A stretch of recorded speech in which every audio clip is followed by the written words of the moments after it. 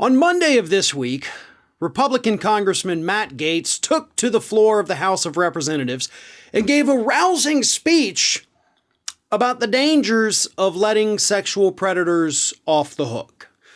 And he did this without an inkling of, self-actualization, no introspection there. He legitimately thought we need to take the issue of sexual predators seriously, which we should, but he doesn't want any of them escaping justice. Now, before I read what he had to say, let's talk about what he's talking about first. And this is a piece of legislation that would do away with forced arbitration for individuals who suffer sexual harassment in the workplace. It's a good piece of legislation that is much needed in this country, and Matt Gaetz supports it. Shocked as you are, right? I mean, this is the guy who voted against legislation to cut down on trafficking, but he finally realized, wait a minute, I can't keep not supporting these things with everything going on in my personal life. So yeah, probably need to come out with a strong defense of this piece of legislation. And here is what he said. Here is the question presented. Should sexual harassers who work for big businesses get to pick their juries in advance? I believe that the populist nationalist right approach is to believe that the Article 3 courts that we have set up for any and all function as the proper venue.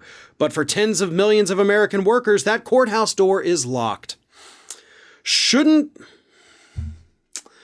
Now, he was talking about the advantage now that corporations have in forced arbitration and said that shouldn't be a reason that someone is more likely to have to endure sexual harassment in the workplace or more likely to evade consequence as a result of predatory behavior. Because Matt Gaetz, of all people, doesn't want anyone to get away with predatory behavior.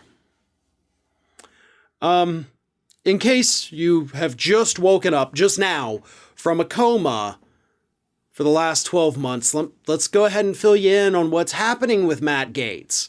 It has now been 12 months since an investigation was revealed, not since it began, but since it was revealed to the public, that is ongoing with Matt Gaetz into possibly having sex with underage girls and possibly even, I don't want to say trafficking, but taking one across the state lines and having sex with her. He didn't take her across state lines to have sex with her, but if he traveled across state lines with a minor and did engage in intercourse with her, then yes, that falls under the category of human trafficking laws. And so, yeah, that's a pretty big problem for Matt Gaetz.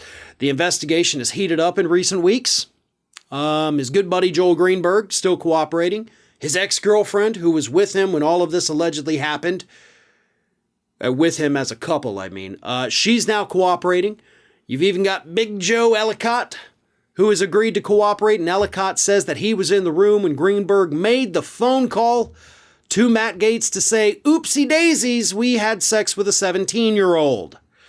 So yeah, little ironic that Matt Gaetz is on the House floor, it's in the House record now forever for posterity, saying that we've got to get tough against these sexual predators. And Matt, I can tell you, I have never agreed with you more.